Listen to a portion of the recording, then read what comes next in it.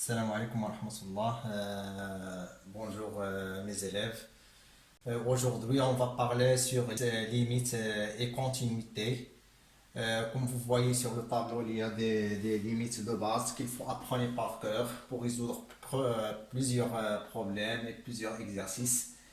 Donc, pour concrétiser les choses, on va faire des exercices. Donc, on va commencer par le premier exercice, exercice numéro un.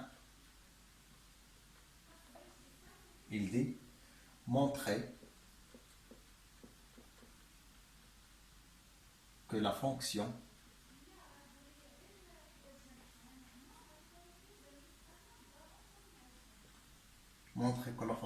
f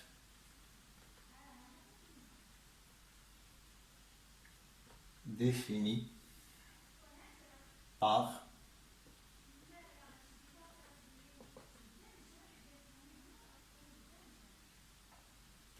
f de x est égal racine de x plus 1 moins 1 sur tangente x.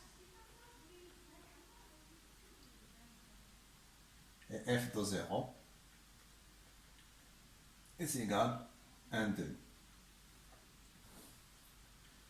Et continue.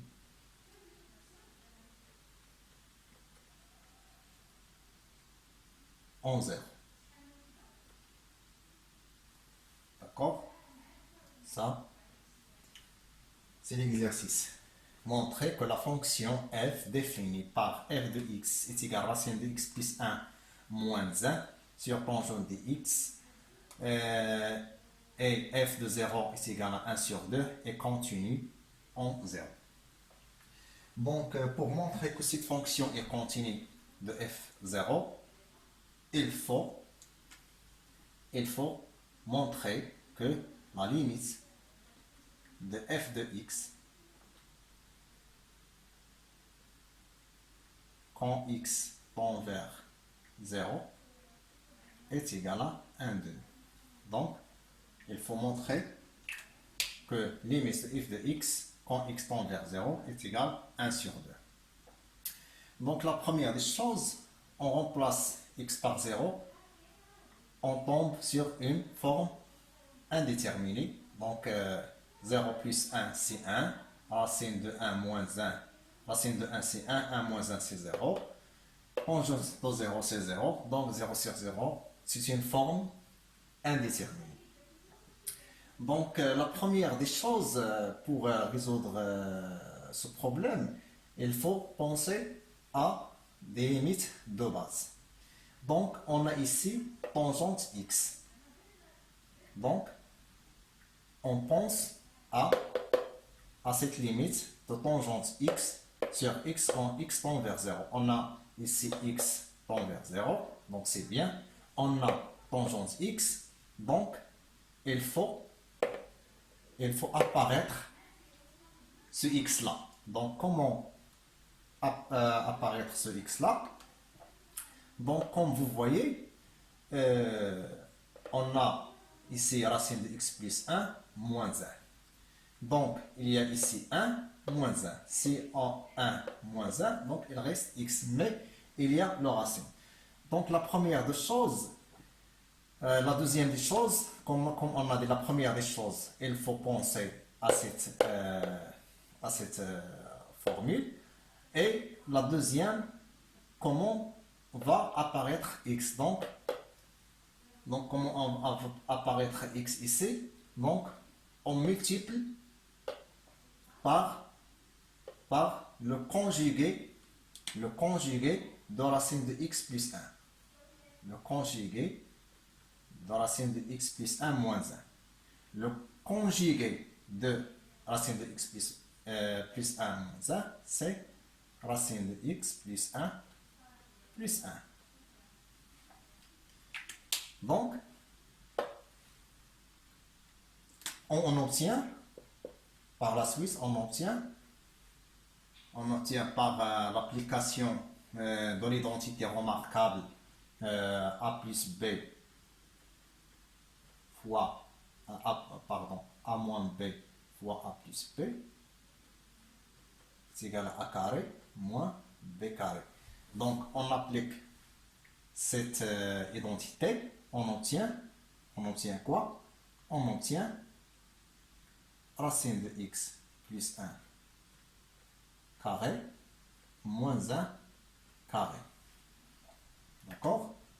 Donc, par la suite,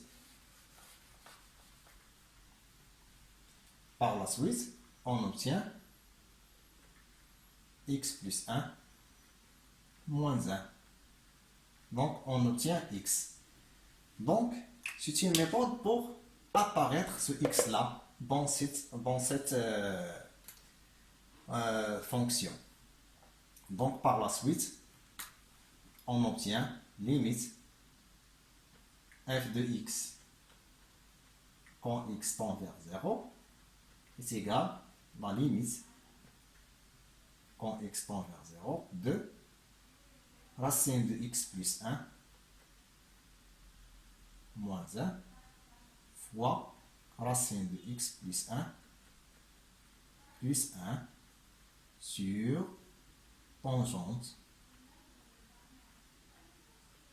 fois tangente de x fois racine de x plus 1 plus 1. Donc, ça,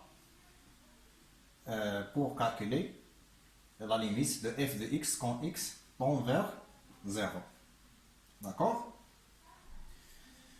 Donc, par la suite, on obtient, comme on a démontré ici, c'est limite de x quand x tend vers 0 de x sur tangente de x fois 1 sur racine de x plus 1 plus 1.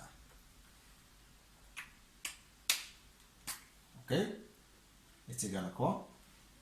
Donc, ici, est égal à limite de x tend vers 0 de 1 sur, donc pour apparaître ou pour tomber sur cette limite, donc tangente x sur x fois 1 sur racine de x plus 1 plus 1.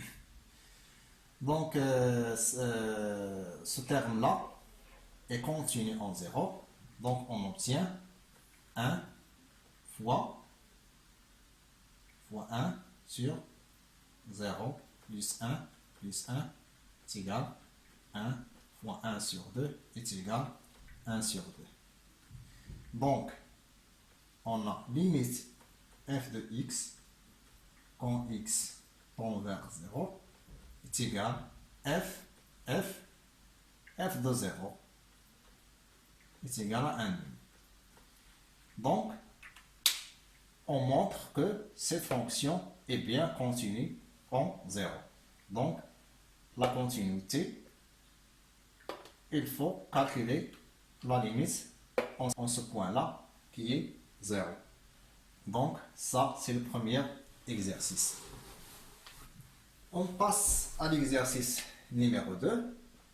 Donc, l'exercice numéro 2, calculer les limites suivantes. Donc, on commence par cette limite. Limite, par exemple, limite de x quand x tend vers 0 de cos, quoi? Cos pi tangente de x sur 3x. Donc, pour calculer cette limite, on applique cette règle. Pourquoi? Parce qu'on a ici deux fonctions. C'est on note f de x est égal à cos x et g de x est égal à pi tangente x sur 3x. Donc, on obtient par la suite que limite x vers 0 de f rond f de g de x. D'accord? F de g de x ou f rond g de x. D'accord? Donc, pour calculer cette limite, il faut calculer la limite de g de x quand x tend vers 0 est égal limite de quoi? De pi tangente x sur 3x quand x tend vers 0. D'accord? Donc on a bien ici, on fait sortir les termes constants, c'est pi sur 3 constante, donc limite x vers 0 de tangente x sur x. D'accord? Donc la limite de tangente x sur x quand x tend vers 0, c'est 1. Donc la limite de g de x quand x tend vers 0 est égale à pi sur 3 fois 1, c'est pi sur 3. Puisque cos x est continu en pi sur 3, donc la limite de x quand x tend vers 0, x0 de f rangé de x est égale à f de limite de x quand x tend vers 0 de gx, c'est f est continu en x0. Donc on a bien cos x est continu en pi sur 3, donc la limite de x, la limite pardon, de cos pi tangente x sur x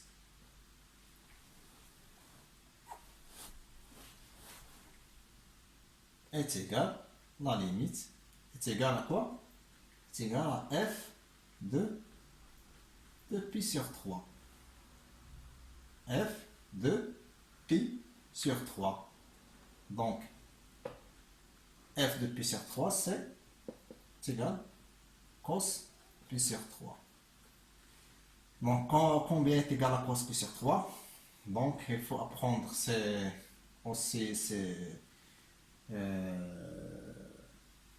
grandeurs par cœur. Donc, cos pi sur 3. Donc, pour rappeler un petit peu, ça. Donc, pi sur 3, on divise par 3. C'est à peu près ici, c'est pi sur 3.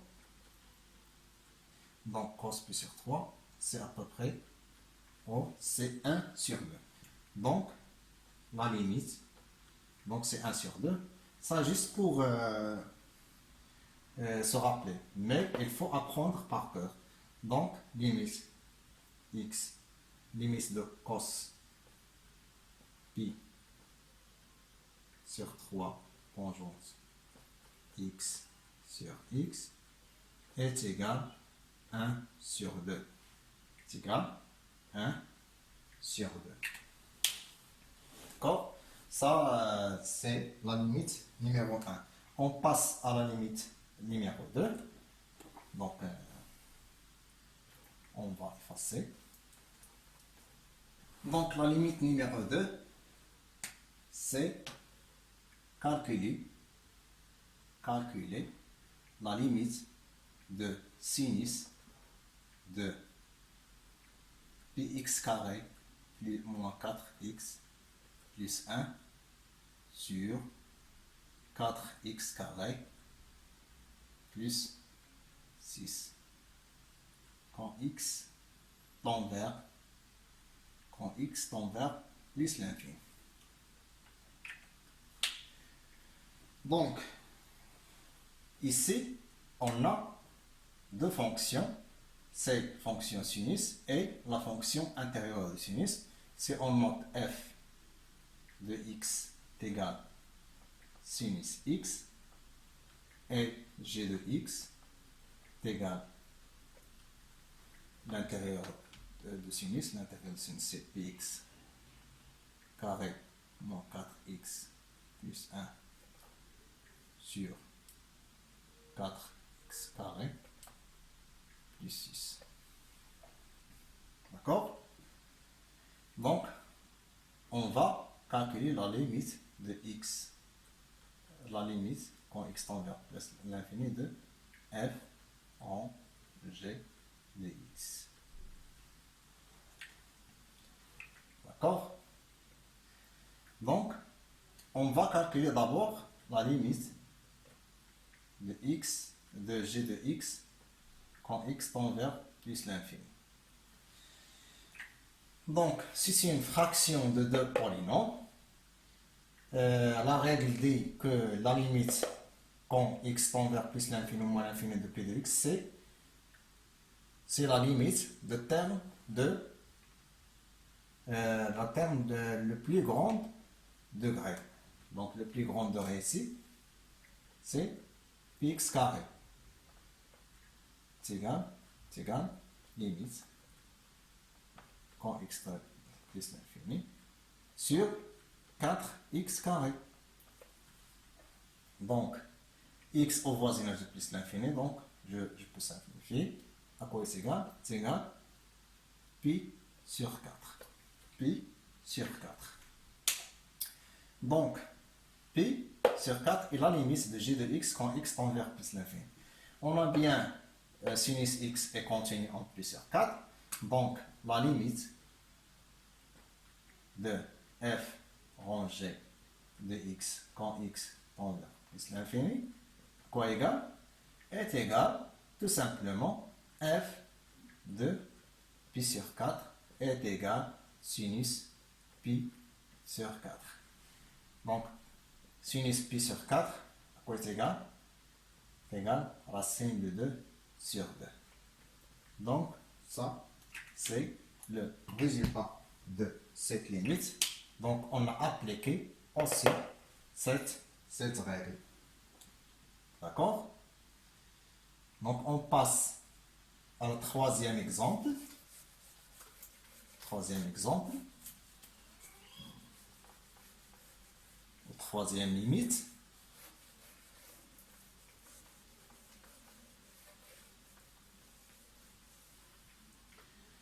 La troisième limite, c'est quoi? La troisième limite, c'est la limite quand x tend vers plus l'infini, quand x tend vers 0, pardon, de racine de 2x carré sur 1 moins cos x. Donc, pour calculer cette limite, donc, il faut penser tout simplement à cette limite. Donc, il faut apparaître ce quotient-là dans cette formule. Donc, est égal à quoi? C'est égal à limite x, limite quand x tend vers 0, de racine de 2 sur quoi? 1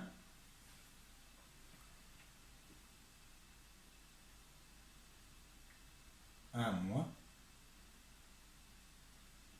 cos x sur x carré.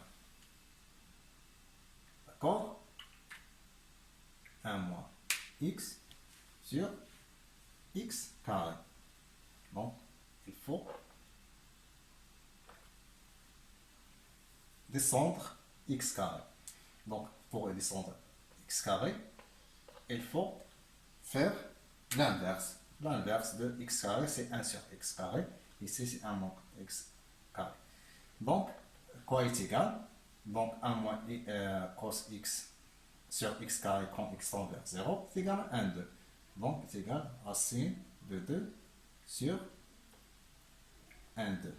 C'est égal à racine de 4 est égal à 2. Donc, cette limite est égale à quoi? Est égale tout simplement 2. D'accord? Donc, on passe à l'exercice numéro 3.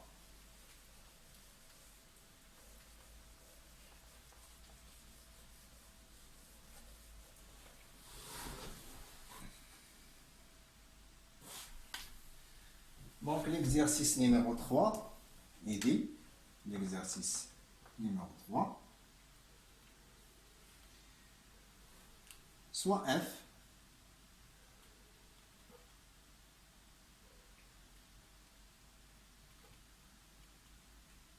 la fonction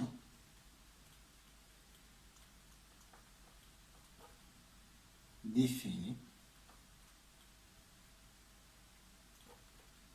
sur R par f de x, donc f de x est égal sinus px sur x moins 1, quand x, bien sûr, est différent de 1, parce que si x est égal à 1, donc il y a une fraction par 0 qui est indéterminée. Donc, f de 1 est égal à m. Avec m appartient à R. Donc la question, c'est déterminer la valeur de m pour laquelle la fonction f de x est continue en 1. Donc pour déterminer la valeur de m, il faut calculer la limite de f de x quand x tend vers 1. D'accord? Donc, la première des choses, on a le sinus et on a x moins 1. Donc, s'il y a le sinus, il faut penser à cette limite quand x tend vers 0. Donc, ici, on a x tend vers 1. Donc, pour appliquer cette règle, il faut reformuler cette fonction pour la rendre à cette formule. Donc, ici, x tend vers 0, ici tend vers x1. Donc, on pose, la première des choses, on pose h est égal à x moins 1. Donc, quand x tend vers 1, h tend vers 0. Donc, on remplace x par h, on obtient limite f de x quand x tend vers 1 est égal à la limite de f de h quand x tend vers, quand h, pardon, tend vers 0. Quand h tend vers 0. D'accord? Donc, f de h à quoi égal? C'est égal à la limite quand h tend vers 0, de quoi? De sinus pi. Donc, on a x est égal à h plus 1. Donc, h plus 1 sur h. D'accord? Donc, sinus pi fois h plus 1 sur h est égal à quoi?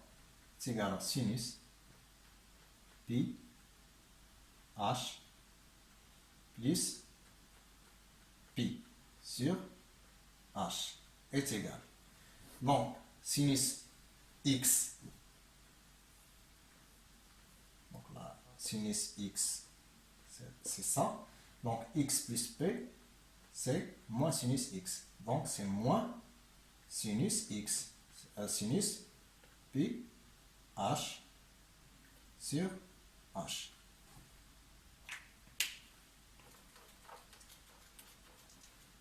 Donc, on a approché à cette formule.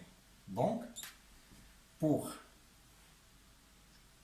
appliquer cette formule, donc, moins c'est moins, donc limite f de x, toujours f de x quand x tend vers 1 est égal limite de moins sinus ph sur h quand h tend vers 0. Donc, on multiplie par pi et on divise par pi. Donc, limite h quand h tend vers 0 de quoi? C'est moins. On sort ce moins parce qu'il est constante. Donc, sinus ph sur ph. On a multiplié par p, donc ici c'est p. Donc ph, quand h tend vers 0, ph tend vers 0. Donc ph tend vers 0. Donc ici, c'est quoi? C'est 1. C'est 1. 1 fois moins p est égal à moins pi. Donc le résultat de la limite, donc la limite de f de x quand x tend vers 0, tend vers 1, pardon, c'est quoi? C'est moins pi. Donc la valeur pour laquelle la fonction est continue 1 en 1, c'est moins pi. Donc il faut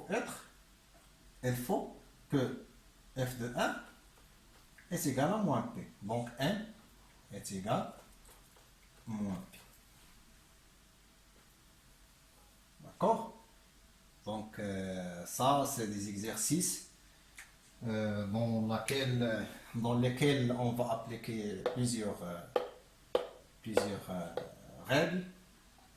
Il faut apprendre ces règles par cœur et savoir comment utiliser ces règles dans des exercices. Donc je vous remercie et au revoir.